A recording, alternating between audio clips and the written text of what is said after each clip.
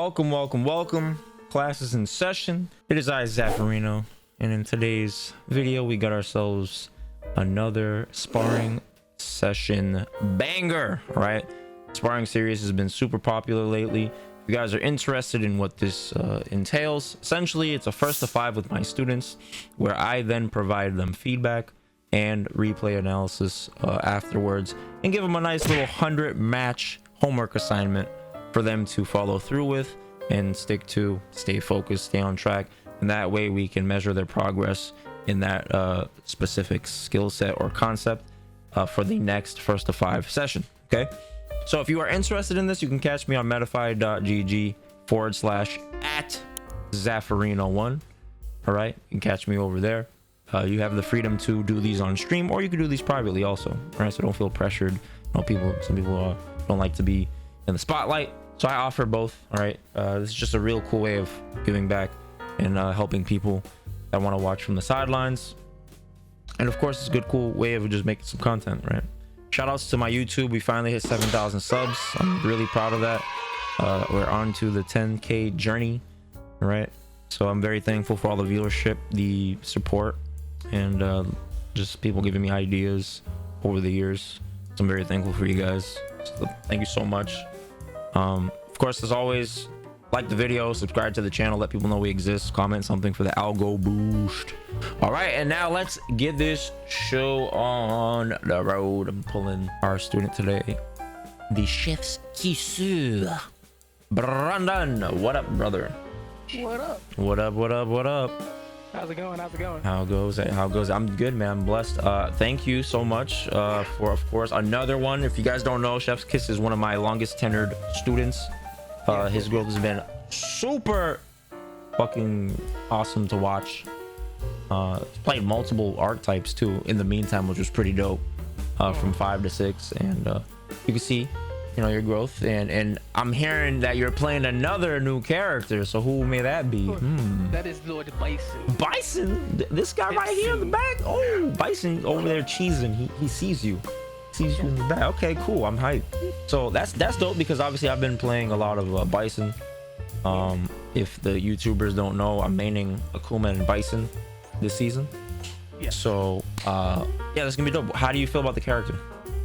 I feel like this character simplifies Street Fighter 6 for me. Like, granted, yes, he doesn't have a reversal, but at the same time, his toolkit, like, it's actually like lives up to the name of dictator. Like, I feel like I can, like, you know, with practice and whatnot, I can like dictate and like see what my opponent is doing, which helps, you know, the chaos that is the game mechanics of the game. So, you know, I'm very happy, and I see like a lot of potential and like a lot of like mind games with the character.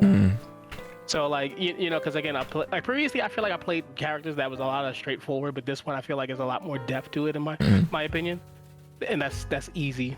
It's funny because he is straightforward, but he has depth. It's like really cool. Yes, they did a good job of that, especially in this game. You know, the whole like bomb mechanic, and then just his tool set in general, and then the punish counter aspect of things, kind of, it just takes him to another level. I think he's really good. You know, the main weakness he has is that like his anti-airs are like they're not wonky, but you have to be really sharp to anti-air with him. I feel like his crouching fierce is a little worse than Guile's crouching fierce. Like, I really got to think about it. But yeah, so I feel like you to be successful, you gotta like really, for me anyway, I feel like you gotta do anti-airs. I feel like that's because of like the awkwardness of the game, and then on top of that, like, people, at least for me, like try to do cross-ups. So therefore it's just like you can't really rely on you know, his crouching fierce too much. So therefore, like, depending on the situation, I feel like for me anyway, I mainly go for like, you know, jump mediums, or like at least jump lights. That's my take. Yeah, he's like he doesn't have like a like, you know, like a DP is like a one size fits all type of anti-air option. Obviously he doesn't have that because he sacrifices something whenever he resorts to a specific type of anti-air. So like, if he does Psycho Crusher, which is his most consistent anti-air, you're giving up mobility, right? You have to charge. I'm sad for that move because I recently learned, because I like sniping the neutral jumps like midstream, but it loses invincibility. So therefore, if you throw out a button when you neutral jump, I get knocked out, and I'm like, bro, but I read it. So it depends on how you do it. So you have to time it because it's invincible. Every single version is invincible on the 6th frame, right? So what you have to do is you have to kind of let them fall. But this is the problem: is if you let them fall too much and then you do Psycho Crusher, if you do it too late, they'll land and block. Exactly. Right. So there is a point where you can Psycho Crusher them and they can't come down with a button and hit you. They'll just get punish counted, which is even worse because then now you're going from 1200 damage to like 1440 with the light version. So that's not good, right? And so if you are precise with it, sharp enough, you can definitely do it. It just requires a little bit of like understanding of the startup invincibility and then like timing the fall, because you don't want to do it too early where you run out of that invincibility like you said and then you get hit. Yeah. Right. So that part can be a little wonky. That's the stuff I'm talking about too. Like when I say like his anti-airs, you have to be like super precise because of things like that. But if you are on point, he can control pretty much any character, even Cammy in my opinion. But you have to be so precise to do it. That's the hard part, you know. So I invited you.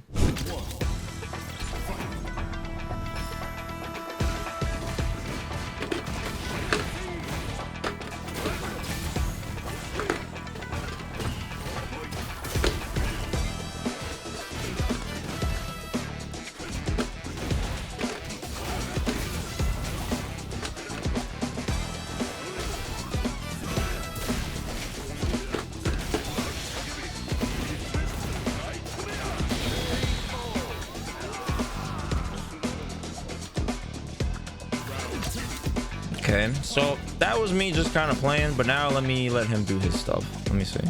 How does he deal with the anti-bison shit?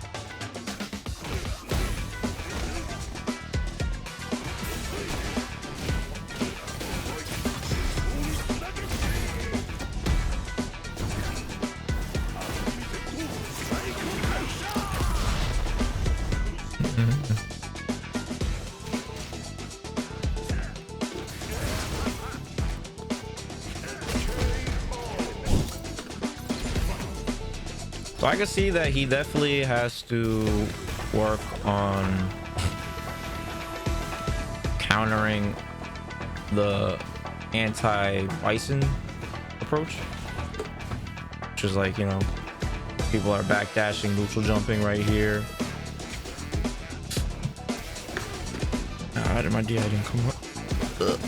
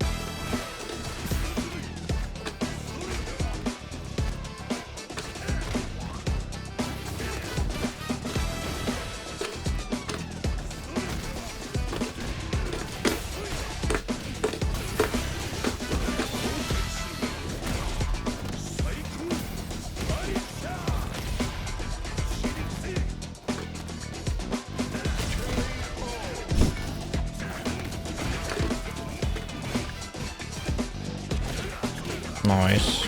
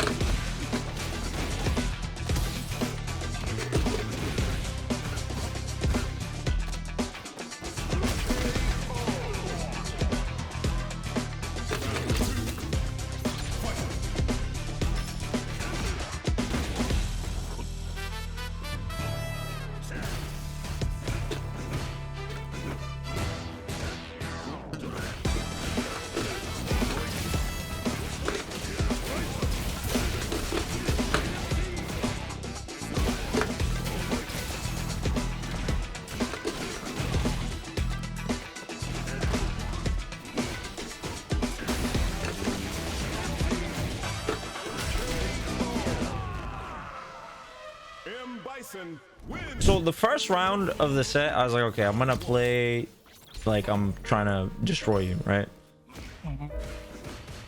Okay, so this is the first thing you have to do in this mirror match. You didn't do this at all. I did this hoping you would copy me, but you kept doing regular scissors. You have to use this. This is too good. Jab punish counter into EX scissor kick is way too good not to do. You can do also stand light kick. You can do either one. So any counter hit light combos into this. All right, or any punish counter. So you interrupt or anything like that. Okay. So the key to being really good with Bison, in my opinion, is you have to stay close in your pressure. But the thing is people want to space out the scissor kick, right? So that you naturally, like, if you're focused on that, you're naturally going to start giving up space. But then it's not as like suffocating, right? Yeah. So when I have you here, you see, like, I did notice that later on. I'm like, I need to play up close rather than far. Yeah, because look where I am. I'm in range of all of my fast buttons. So that means in order for you to get out of this situation, you have to commit defensively, right? You have to mash something like immediately because I'm using all my fast shit, right? When I'm doing crouch strong, I'm only -1. When I do stand light kick, I'm only -1. So if I'm going into a light attack afterwards, it's still 4, 5, like it's still a 5, 6 frame button, you know, and then it still would smoke your low forward, which is 8, right? Because a lot of people like to do defensive low forwards. So this is how you would beat that. It's like you play close and in proximity, and you play with speed, right? So obviously I back up a little bit, then I have to start using like the buttons that, you know, are going to reach, right? This is where I, you know, in that point you use your stand medium kick or scissor kick, whatever, right? But I saw that walkout, so I was like, okay, let me try to keep you back here. Let me get some plus frames and scissor kick again. I wanted you back at that scissor kick range, so in that way I'm back in the range where I win. See, so your scissor kick is gonna get you into this range with advantage. So you want to be like very skillful with it. Yeah, you could throw it out and be safe, but I don't want to be safe. I want to hit with it. That's the difference between me and other Bison players. They're trying to like space it out and make it safe. I'm trying to hit you.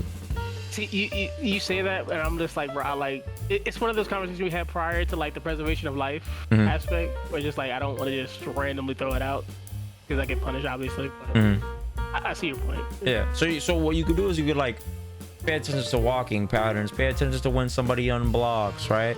So that's a really good way to do it. So like one of the reasons I had such confidence of doing the scissor kick after the stand medium kick is because you got counter hit, right?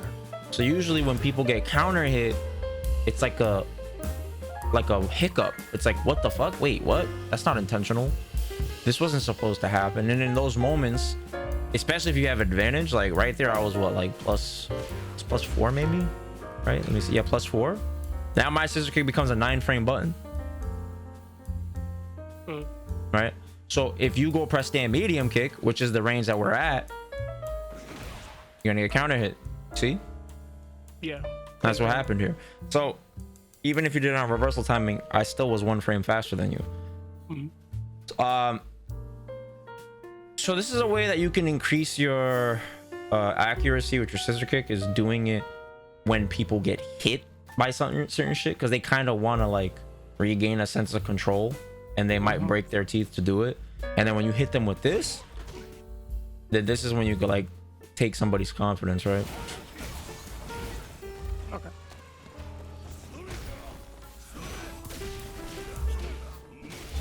Okay.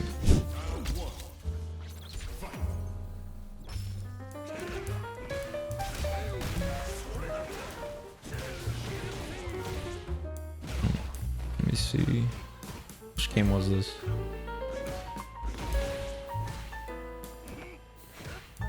Yeah, so this is what I'm trying to test your what you do about anti scissor kick strategies, right? So like the main anti scissor kick strategies you're gonna run across, especially at something like Evo, is neutral jumping, back dashing, and whiff punishing, and DI.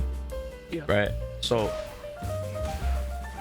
I wanted to see what you did about it, and you hadn't really done anything about it. So what you could do is, if somebody's neutral jumping, like for example, I did it right here, you could just walk up and stand heavy kick. I did it to you once, but I don't know if you caught it.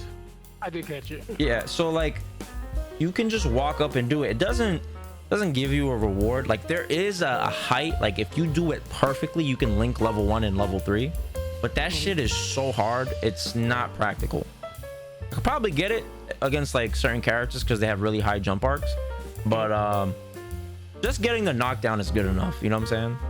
Yeah. So like right there, so you have to be more willing when you push people back.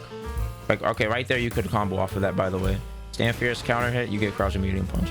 So when you push me back like here, right,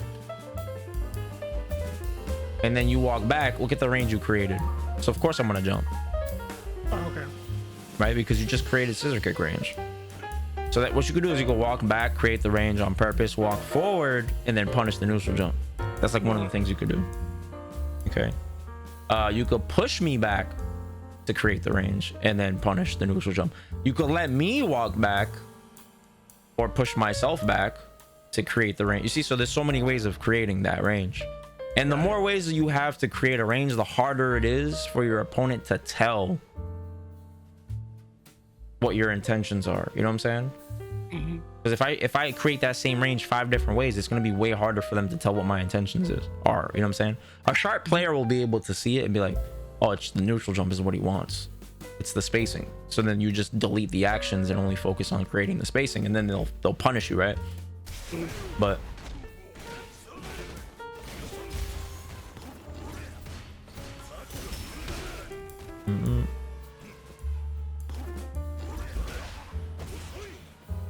also, what I'd like you to do is to incorporate more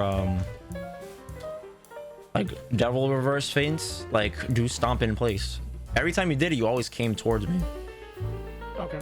You know, it's a good way to. I was trying to, but that's when you saw me do like a random neutral jump. That was me trying to do devil's reverse.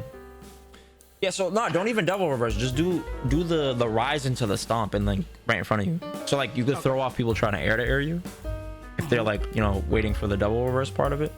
So if you do the early portion where you just fall flat right towards the ground, you'll bait the air to air, and then you get whatever punish you want on the ground. Okay. Because once I saw it, I already knew you were coming towards me. It wasn't, you know. And I think when I did it one time, I actually landed in your face and I got punished.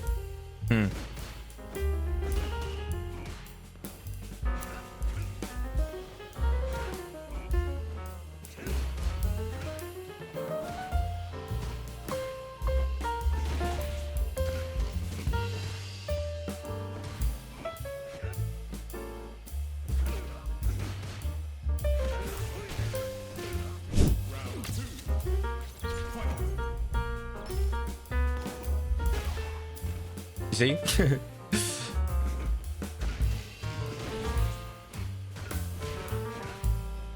So this is a round I don't think I move. I think I just sit still to try to like, I want to see what you do about somebody. Like let's say you finally got the person to sit still. What are you doing? You know what I'm saying? But you're not noticing that. So like I can tell this is not a strategic thing for you yet. I noticed, but it's just like I don't have a strategy for it. Right, you don't have a strategy. Especially when I play like a guy who just sits there. Like I guess it's the fear that I'm gonna just walk into something that I get stagnant. Yeah, so like what you could do is just walk into range and do nothing too. You don't have to always do something. You see, I could tell how uncomfortable you were.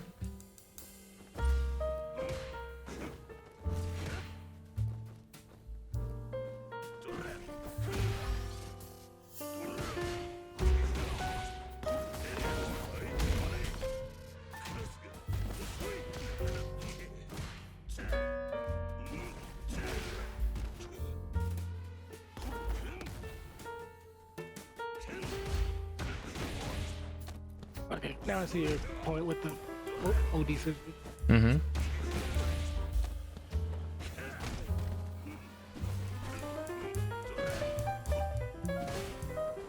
Okay, that's one of the ways that you could take advantage is this, right? Boost fierce. It's pretty good. But see, like you got to work on your spacing because you've been whiffing a lot of jabs. You've been whiffing the move itself, but then you're whiffing the jab afterwards also. I think you got to get more comfortable using stand light punch, bro. Stand light punch is really good. Okay. Well, it's fast as fuck. It's 5 frames, and it has the range of a meteor. Okay.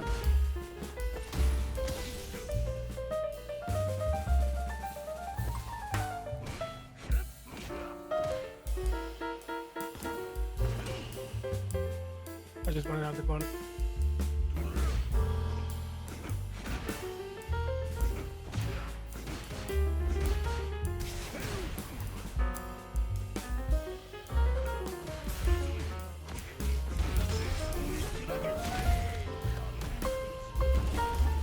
You DI'd me. Yeah. I will say, like, after the third game, like, I knew what you was going to do, but I don't know. I guess it was like information overload where it's just like I was just like one step back. Because I know, like, after the third game, you was jumping a lot. Yeah, because I was trying to test everything that you were doing. I wanted to see how your anti-airs were. I wanted to see, because the thing is you're not in proximity of effectiveness, right? Everybody has a range, like a pocket where their character is. They're just able to do so many things. It doesn't mean you have to do everything. It just means that you're capable of it. But you were at ranges you weren't capable of doing certain things, like the anti-air. So, was it this game?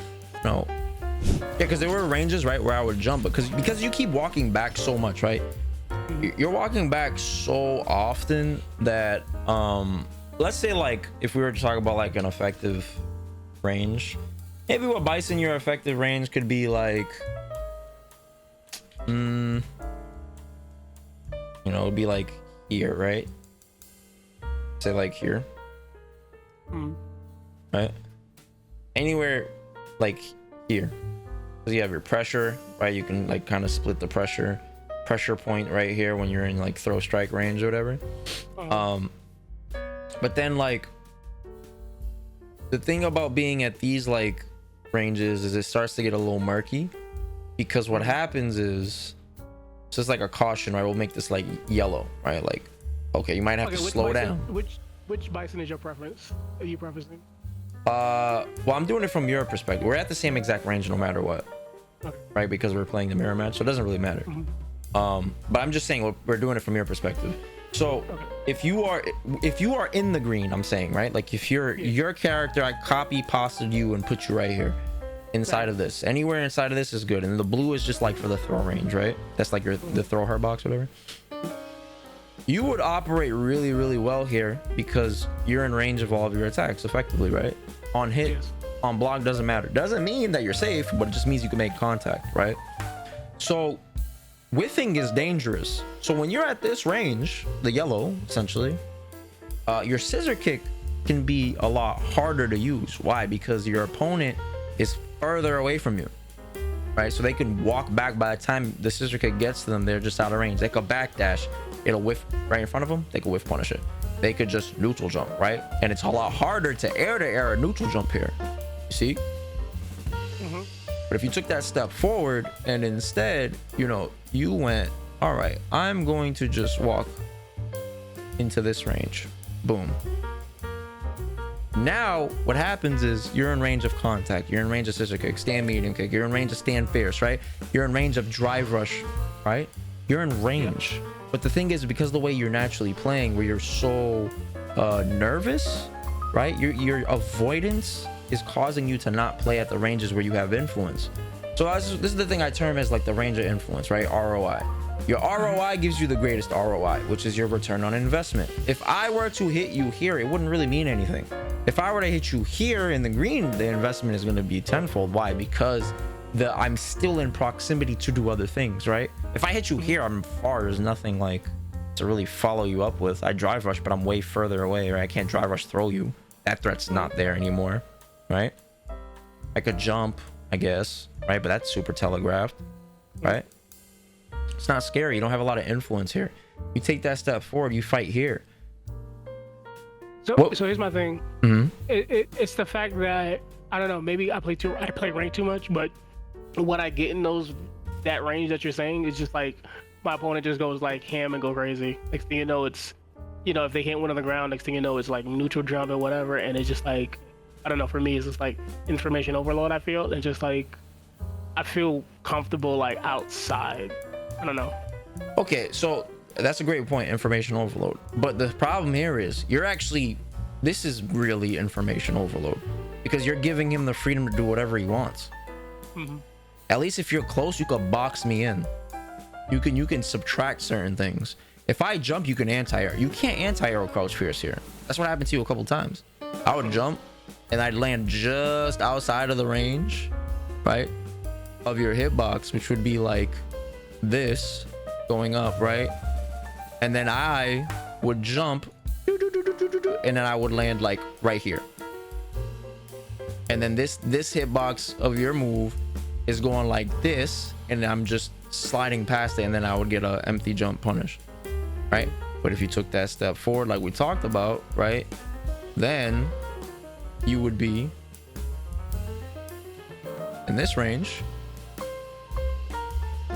and now your anti-airs are actually a thing, and you have good anti-airs, so it's not like you have to think about it. But the problem is you're at ranges where you're actually creating information overload for certain aspects of your play. Okay. Certain things you're gonna have to sacrifice. You have to. Right? If you're playing chess, you're attacking the queen side, then another part of the space of the board is possibly vulnerable, right? Or it's not controlled, right? It's like you have to give up something. It doesn't mean that you can't switch. It doesn't mean you're locked in forever to doing that specific thing. No, that's not the case. But you do have to be more receptive. You're being very rigid because you're trying to avoid a part of the game that's crucial to your success, right?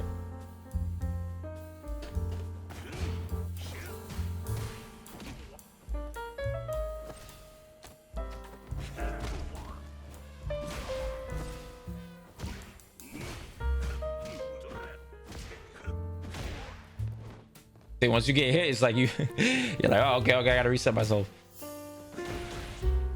which is good. I like that you reset yourself mentally.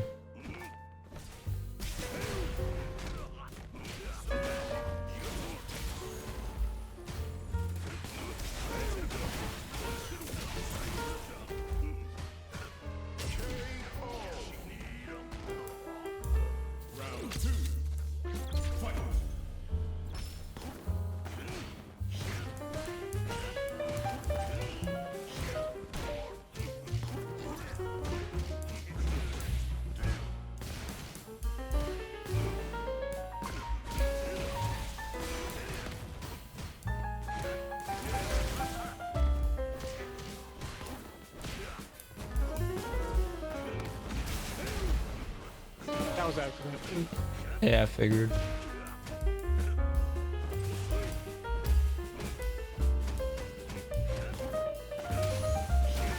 Like one thing in Burnout you don't do either is you should use the target combo string. It's pretty good. Okay. Because he's +1 on block if you do it. So it's basically like a further reaching, faster version of a back heavy kick. Because stand medium punch is 8 frames versus back heavy kick, which is 10. And you can frame trap with both of the options.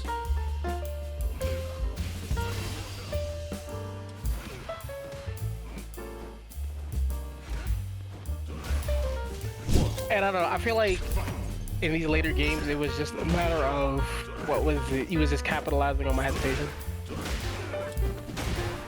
Like I would hesitate, and the next thing you know, I would just do something autopilot and get punished.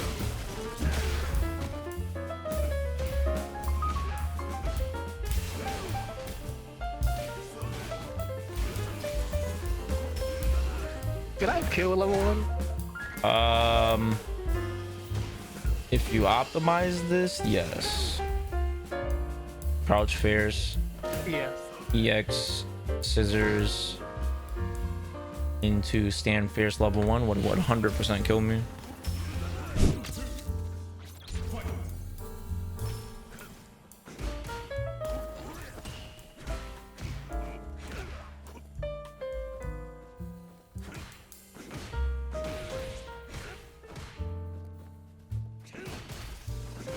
I am walking back.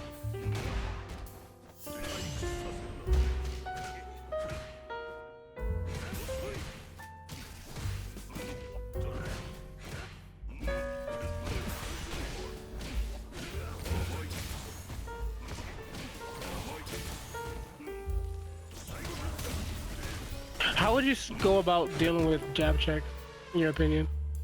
With jab check? What do you mean? So I noticed that when all my pressure, I would try to walk forward and you would do jab check. Oh, because I'm delaying it. You just have to set up spacing traps. You have to attack my delay. Okay.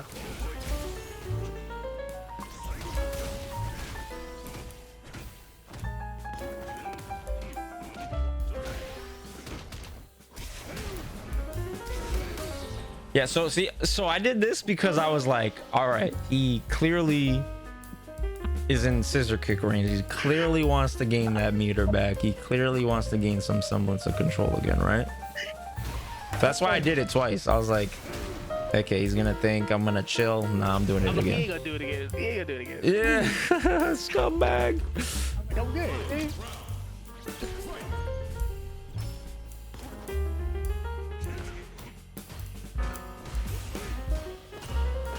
But you see, like here, like it's like you can't breathe.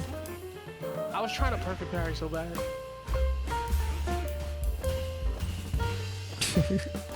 Yeah, but the timings are so awkward, right? It's like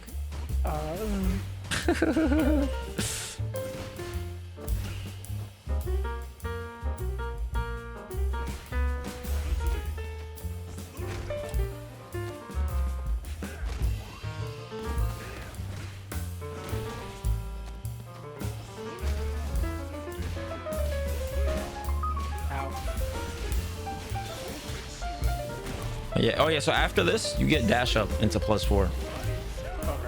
I think I tried to super and I got messed up. Yeah, you did. Your inputs were super butt cheeks here. Yeah, you got scissor kick.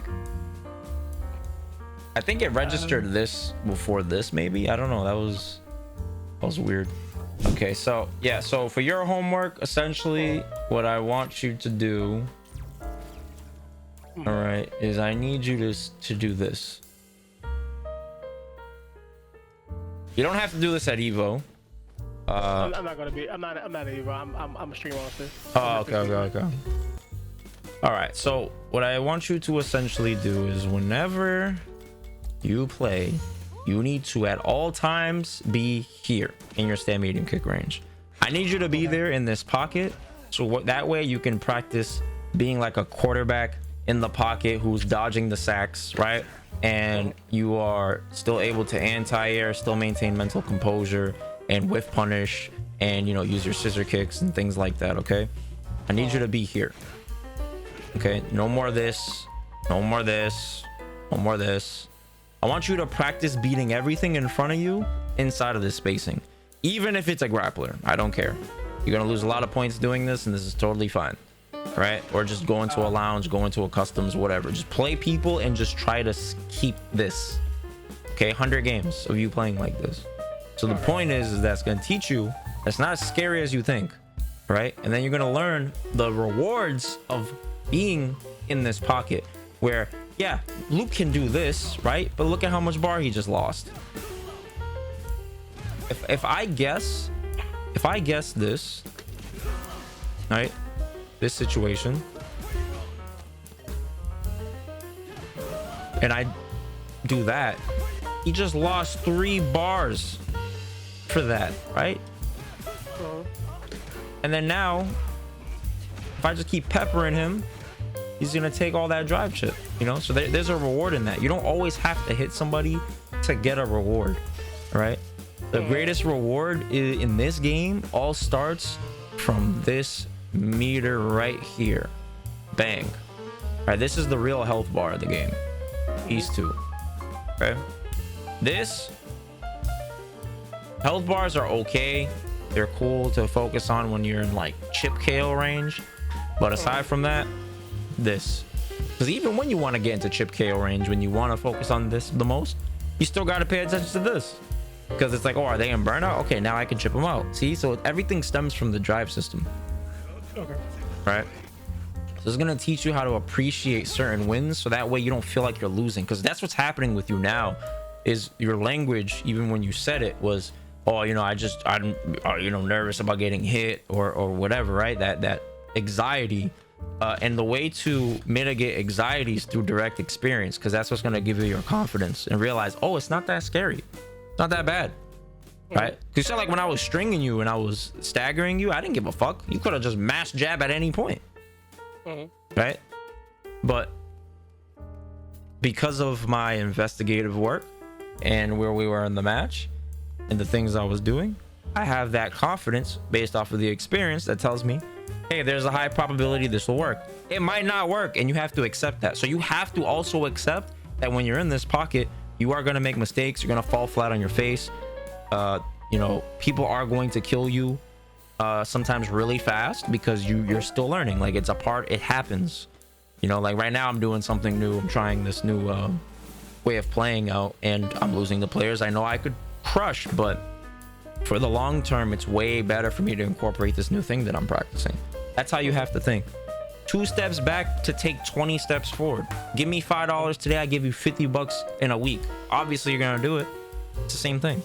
So don't worry too much about the mistakes, right? Don't personalize them. Don't think, oh, I'm bad. Don't think that, you know, I'm not improving.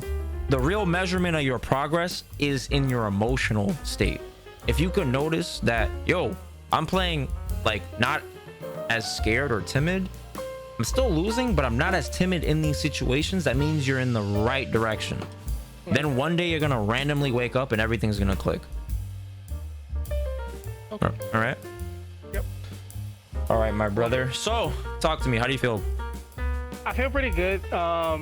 This was like probably the first time I played you without the Zaferino scare. So I'm just like, I'm gonna just go out there and just play and see how it goes. First time actually seeing, like, I actually enjoyed the mirror. Normally I hate mirrors, but this was more, again, learning experience, so this was more fun and enjoyable versus other mirrors. But yeah, you don't have anything to prove, right? It's like you're here, you come in with a simple focus. When you're playing mirrors against other people, there could be that little like ego where it's like, yo, I have to show I'm better than him, right? And then it makes you play like with a different motive, and it's not, maybe it's not really what you want to have as your fuel, right? But here, I could tell, like, when you were playing, you're shit, you were fluid, you were like, you know, even if you were confused, I could still tell there was like a freedom to the way you was playing.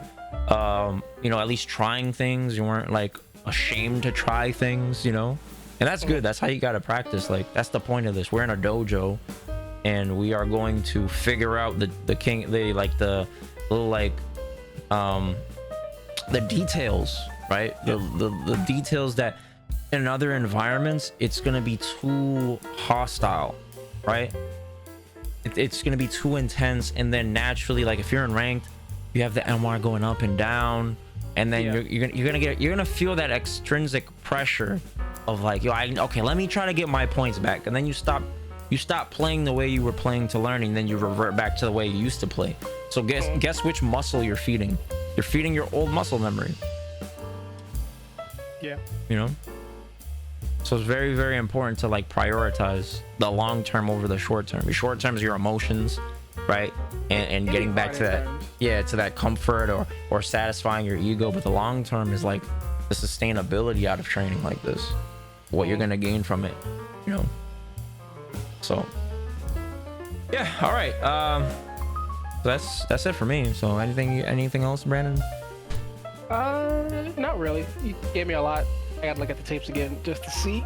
But good homework assignment. Like, cause again, I remember Guile. That range is also stems from the fact that I feel like that's the poster for when I played Guile. That was like the range that I decided to like master in a sense. Does that make sense? So therefore, like that's like the most comfortability I have, regardless of who I'm playing with. Which makes sense because when you went to Ed, you did the same thing.